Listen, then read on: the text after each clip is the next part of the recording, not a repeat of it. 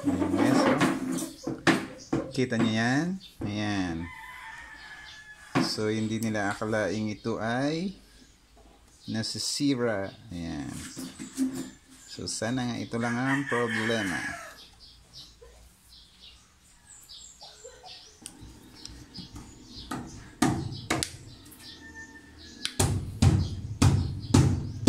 Ay, ngayon mo, Kob. Ayan guys, oh. So, ito na nga guys, yung kanyang problema. Ayan. Kita niyo naman, oh, sunog sa loob. Hi guys, what's up? Magandang buhay sa ating lahat. At kumusta po kayo? Medyo matagal-tagal tayo hindi nakagawa ng video. Pero ngayon guys, samahan niyo ako guys dahil meron tayong kakalikutin. Ayan. Tara. Ayan na nga guys, yung ating gagawin ngayong araw na to. Ayan, oh. ST1500 volts. Ayan.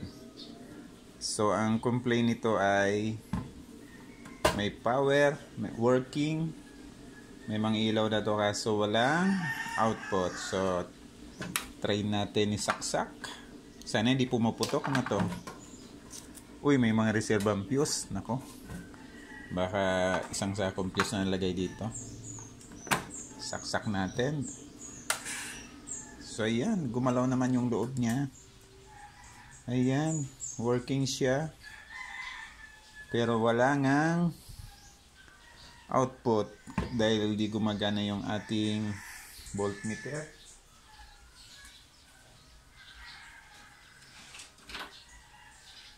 Subukan natin magsukat ng voltahe. Ito naman yung ating original na sanwa. Galing sa hiraman pagbalik. Wala na yung adjust ng pointer. So titingnan natin kung gagana pa to. Mahirap talaga yung magpahiram. So gumagalaw guys yung kanyang 110. Yun nga lang, hindi na eksakto yung kanyang reading gawa ng sira na yung ating tester.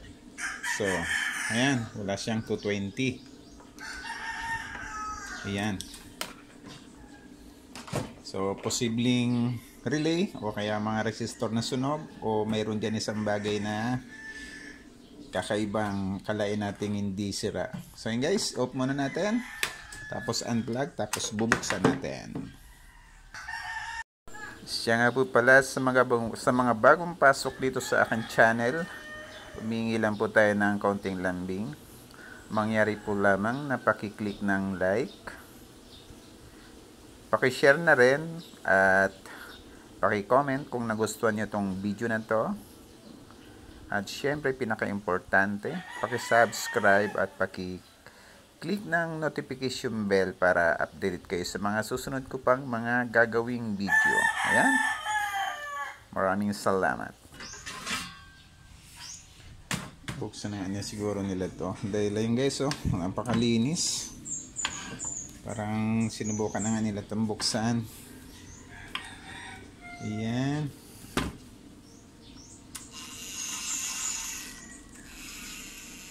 Okay naman siya.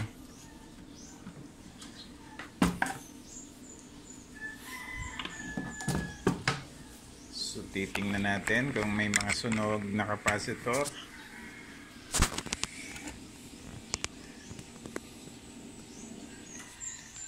Parang wala naman.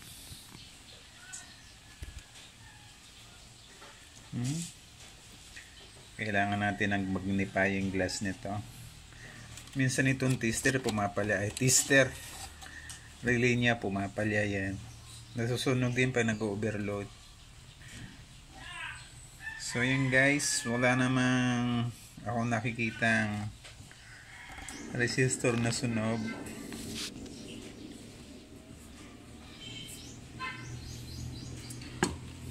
So, tatanggalin natin yung screw.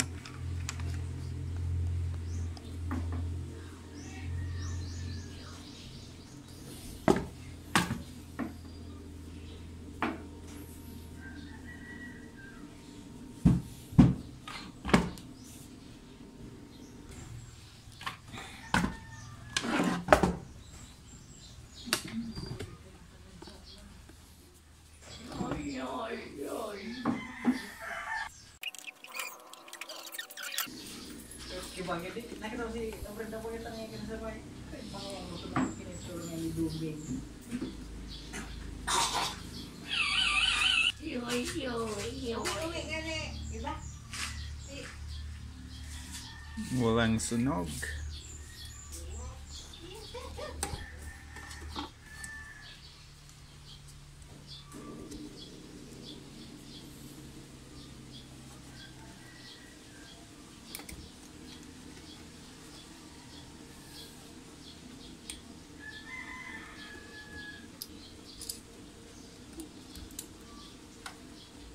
So ayan.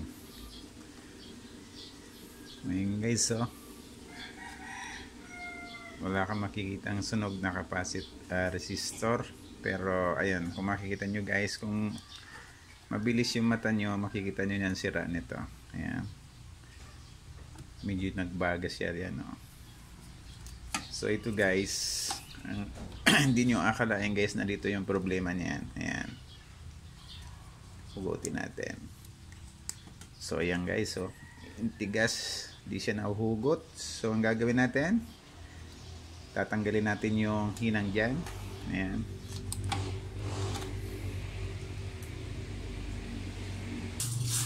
Ito kasi guys ay parang kinalawang, oh. Ayan, baka nandito yung kanyang problema. So ang gagawin natin, i-recta na lang natin dito na walang terminal. Ayan, output terminal to guys, galing dito sa relay.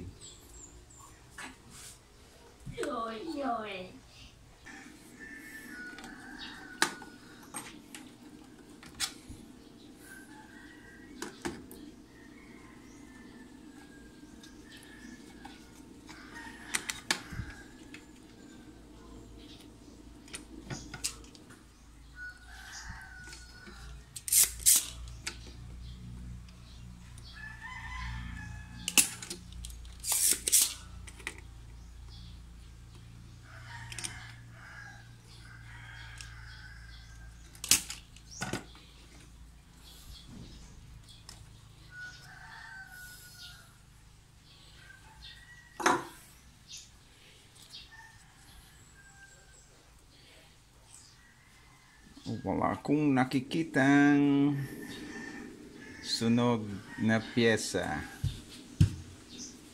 Ayan.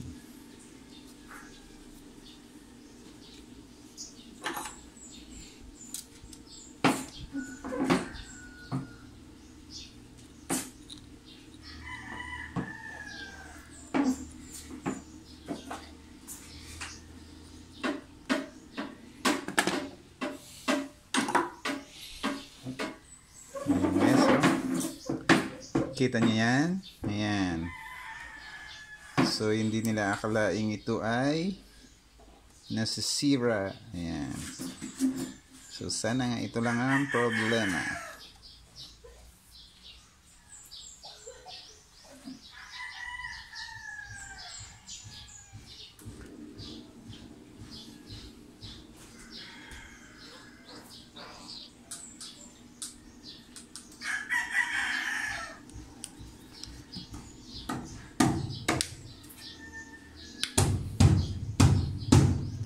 Ingay mo, Kob. Ayan guys, oh. So, ito na nga guys yung kanyang problema. Ayan. Kita nyo naman, oh, sunog sa loob. So, i-recta na lang natin to.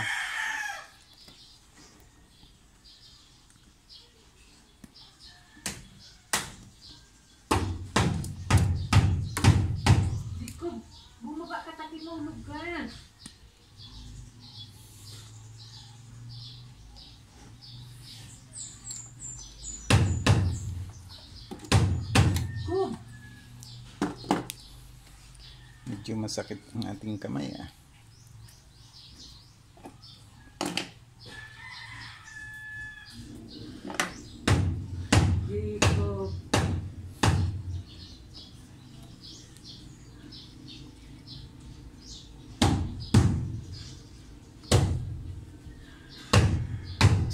Yes na. Baba, kamulog ka dyan. Ngisi-ngisi. Baba.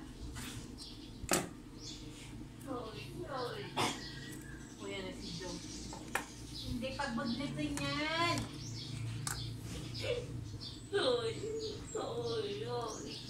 Oh, Job, uli ani nga di Job. Job, uli ani nga di gawas. Nang tagot. Aray. Uli ani nga di Job sa awan. Nang tagot. Tatago ah. Uli ani Job. Nang sagot.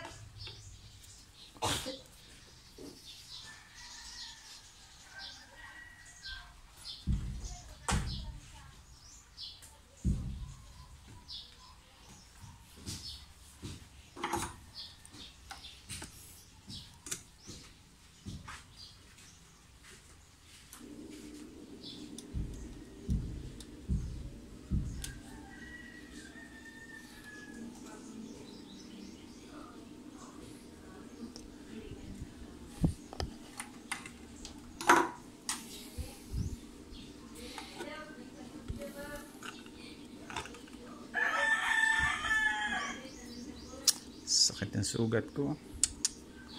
Daming tama. Karpentero na.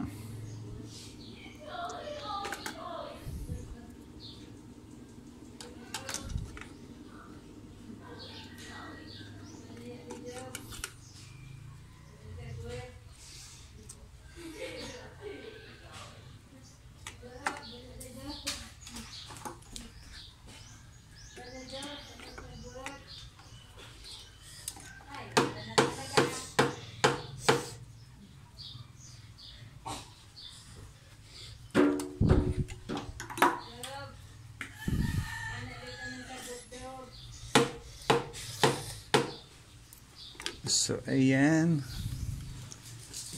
Nahinang na natin. Sana okay na to. Ito lang ang problema. Ayan. So, babalik natin to siya guys. Ito tornilyo.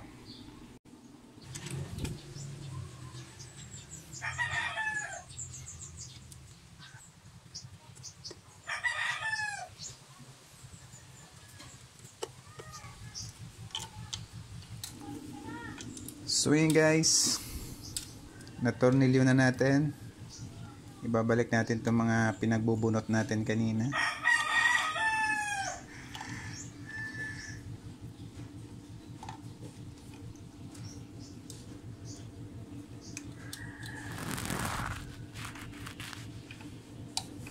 Hirap.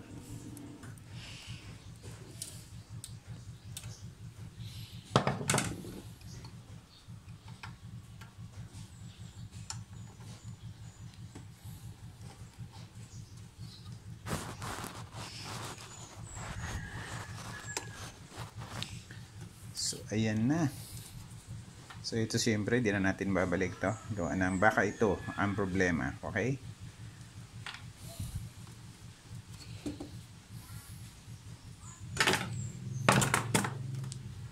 Oh. Tingnan muna natin dito kung gumagalaw to.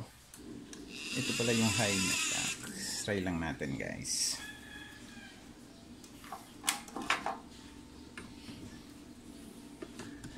Ganang pang mga yan. Oops. Natin guys kung gagalaw.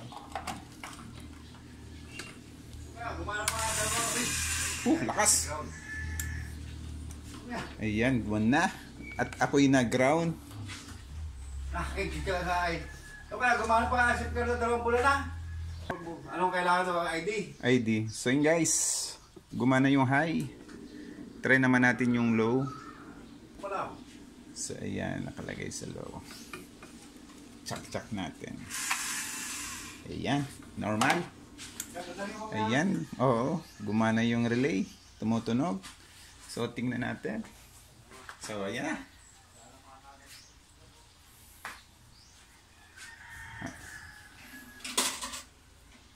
Lakas ng ground. Grabe. So guys, pinaharap natin dito. So, dapat talaga naka-unplug siya kasi medyo malakas yung ground dito sa aming lugar. Nakapaa kasi ako, naka-tile. So ayan. Try natin dito. Titingnan natin yung harap kung okay. Tapos pa-plug uli natin. Ayan, naka-plug na siya. Tapos yung switch. Ayan, tingnan natin. Okay na. Pumitik yung delay. So ayan, mayroon na siyang 220 na supply. So titingnan natin sa tester ngayon. So kailangan nakaset siya ng tama. Kanina mayroon siyang 110. Ngayon titingnan natin kung mayroon ng 220. So ayan, gumalaw yung ating pointer. Ayan, makikita nyo naman sa tester guys. Ayan o, so okay na to. So yun guys, kung mayroon kayong mga ganitong ABR na nagkakaproblema, walang display, mayroong power, mayroong 110, so ito lang. Ito yung output guys, output terminal ng 220 yan. Kung makikita nyo guys, ito yung pinakang sira niya. Akalain mo, kung di mo talaga titinang na maayos yung ginagawa mo, akala mo, hindi ito basta-basta bumibigay, ano? Sunog siya. Ayan. Siguro ang dahilan nito, laging, baka pwede rin yung fluctuation ba yung tawag doon? Ng ating multay ng supply ng ating kuryente rito sa Bicol. Ayan. Lumuluwag siya, nag-i-spark. Kaya nagkakaroon siya ng short dyan. No? Ayan. So okay na to guys. Thank you for watching. Guys, paki-click naman ng like at paki-comment na rin kung may mga na-encounter kayong ganitong problema. Ayan. At siyempre, huwag kalimutan mag-subscribe. Paki-share na rin guys. Maraming salamat sa panonood. Bye-bye.